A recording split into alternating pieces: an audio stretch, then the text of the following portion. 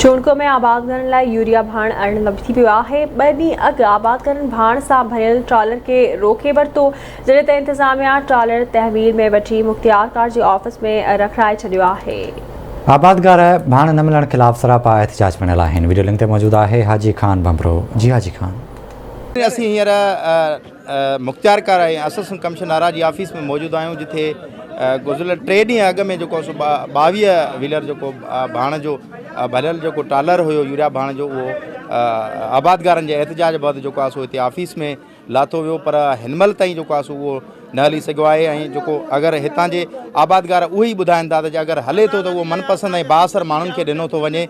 ऐं असां हिते गुज़िरियल 4 ॾींहंनि खां जेको आहे सो चकर काटे रहिया आहियूं। असीं उन्हनि खां पुछंदासीं त उनखे छा उन्हनि जो छा चवणु आहे। 4 ॾींहंनि खां अचो पिया हिते, कलर ॾियण जी को नालो ई न आहे। एसी साहब मुख़्तियारकार आहिनि, मतिलबु बिल्कुलु कमरनि में वेठा आहिनि। आवाम असां राति 10 ताईं वेही वेट करे पोइ ॾींहं बाद में चवंदा अॼु न विराईंदासीं। आचरे ॾींहुं चयूं, आचरे ॾींहुं आवाम हिते कटे थियो, कोई एसी साहब न आयो, न मुख़्तियारकार आयो, न ई का फैसिलिटी आहे हिते। आवाम ईअं ई परेशान थी करे वापसी हलियो थो वञे। हाणे 3-4 ॾींहं हलाइनि हिकु ॿोरी बि कोन था ॾियनि, के तरीक़े सां हलाइनि त सॼो ॾेई वञनि। हीअ 300-400 माण्हू बि एतिरो कोन्हनि। हीअ हलाइण कलर आहे कोन, के वॾनि माण्हू झले छॾियो आहे, ख़ुदा खे ख़बर आहे, कई हुननि ॾेई छॾियो आहे, हले कोन्हे।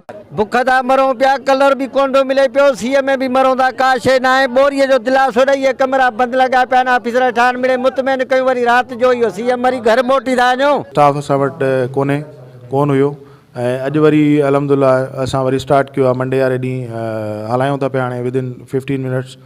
ऐं गवर्नमेंट रेट ते जेके बि यूरिया जूं बैग्स आहिनि उहे विराईंदासीं।